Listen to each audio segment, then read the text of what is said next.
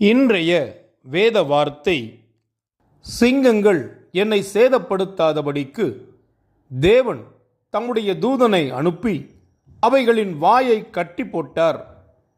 அது ஏனென்றால் அவருக்கு முன்பாக நான் குற்றமற்றவனாய் காணப்பட்டேன்.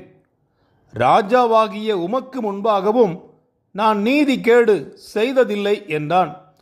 அப்பொழுது ராஜா தன்னில் மிகவும் சந்தோஷப்பட்டு தானியேலை கெபியிலிருந்து தூக்கிவிட சொன்னான்.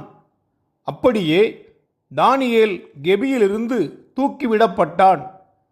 அவன் தன் தேவன் பேரில் விசுவாசித்திருந்தபடியால் அவனில் ஒரு சேதமும் காணப்படவில்லை. தானியேல் 6 அதிகாரம் 22-23 வசனங்கள்.